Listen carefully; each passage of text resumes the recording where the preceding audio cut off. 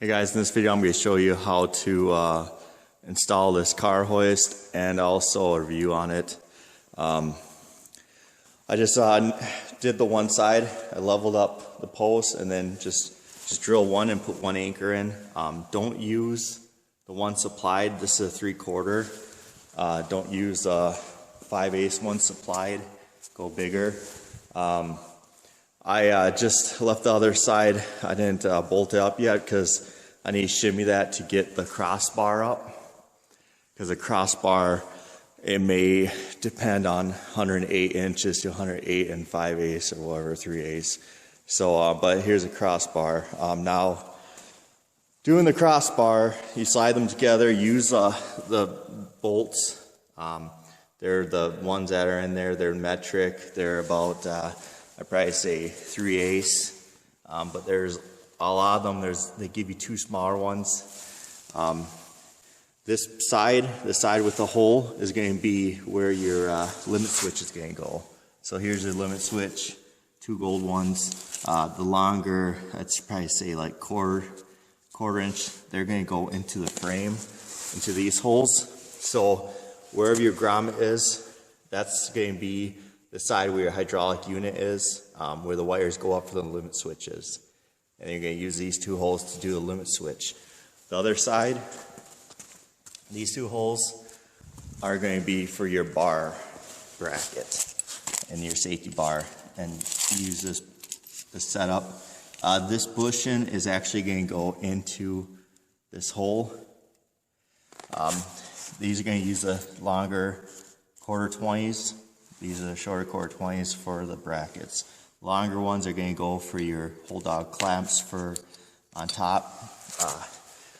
They're going to hold down the hose and everything. Your shiv assembly, there's it laid out. You got your circlip, you got your rope deflector shield. That's going to go on the inside so that your rope won't go off. So basically it's going to look just like this assembled. These are really heavy duty. These are not cheap. These are what bend packs use. So this quality lift of the stuff on it is really good. Make sure you use wheel bearing grease when you put it on the shaft and grease it up. And basically that's the layout that you're going to need for it. Instructions suck, so I'll put it together and show you what looks completed. I'm going to leave the limit switch brackets off and the safety bar bracket off until I get it up there, up on top, because I'm doing it myself, so it's easier to have that not connected.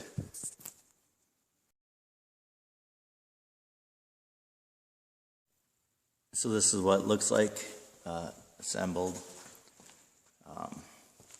Now the pulleys, shivs, they have a flat part right there. That's so that you can slide the wire over to clear the guards.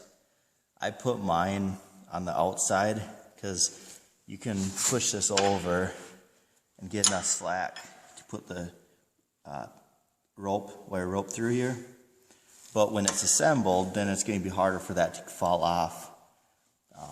If it was in the middle, the rope could come off. If it's too loose, it would have to work itself off. You'd have to be misaligned, but I just did that so that, added a piece of safety. So now I'm going to stick it up there. I left it loose so that I can adjust it up there and tighten it up once everything's in place. I get all the measurements. And then I'll get up there and I'll put the bar on it, everything, and safety bar, and put the limit switch up.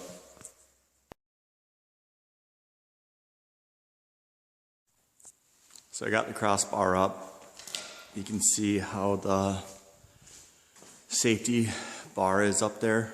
Let me crawl up here and give you a closer look. Oh man. So here's how the bushing is. You can see kind of how it goes in there. So it's free. Now, whichever hole side your grommet for your safety switches are, Here's a wire for the safety switches. Make sure you put your limit switch so that the end where the wire is going to be on the same end, because this bracket could actually flip around. But how I did it was just like this. So it goes up. So that's how that's going to work.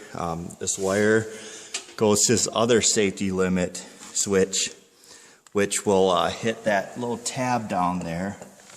But where they drilled the factory holes, it hits. So it's hitting the pipe, the hydraulic hose. So I had to actually drill new holes in it so that it will actually fit in there. Yours may be drilled correctly. You'll have to check it before and then just drill the 2 new holes if you need to. But check that safety switch or the limit switch. Make sure they didn't put the hose cover too close to it because it was hidden. So that's about it. But you can see that these, like I said, the shivs for the equalizers, they're same as bend pack, same as the more expensive one. They're not the small, tiny ones. Good quality, scratched up, pretty well scratched up. Also on this beam, make sure that you put a level on it. Try to get it level, you know, front and back, you know, try to level it off.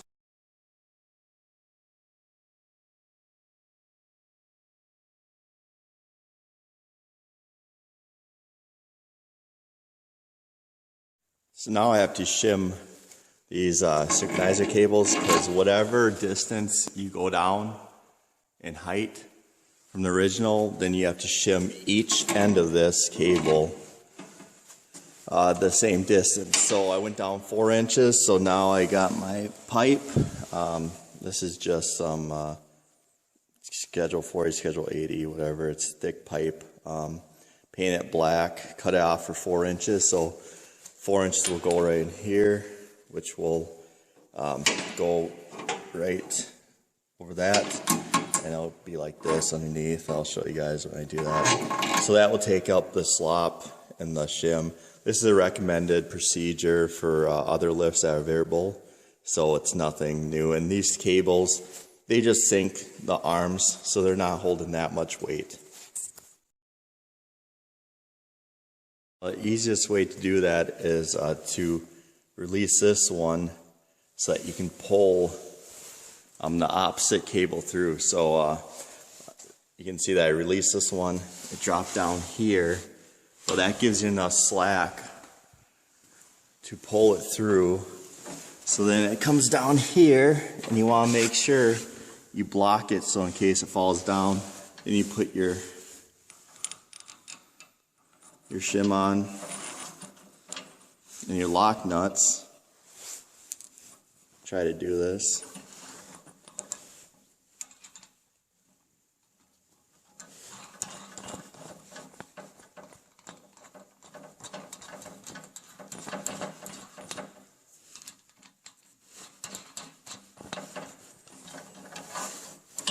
And then you pull it through, and there you go. See that it's in there, and that will take up the slack, and there you go. I see it a little bit better. So that's the easy way to do that. Cables with the shim. You can see the shim there and the shim right in here.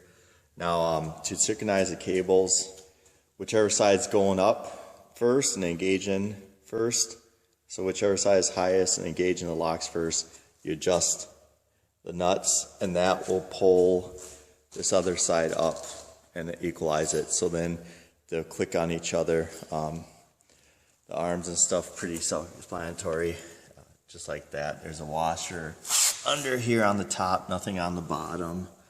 But that's how the sinks cables look, and it's going together pretty good. I wired up the limit switches. There's a limit switch up here for the carriage when it's empty.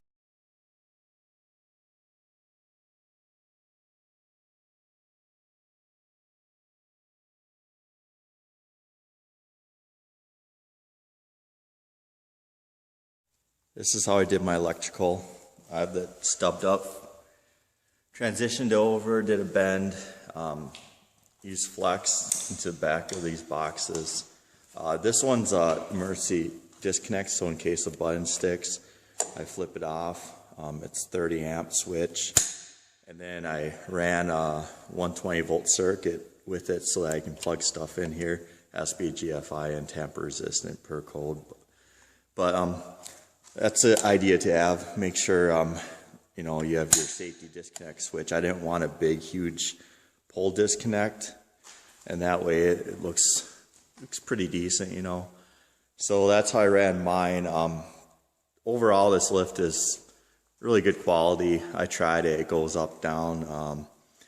Seems like it's going to work perfect. The pads, adjustable pads, some of the threads are all splattered up with weld, so I have to grind those down. But for saving that much money on it, you know, about $1,500 on it, it's a good deal if you're able to fix the stuff and modify it.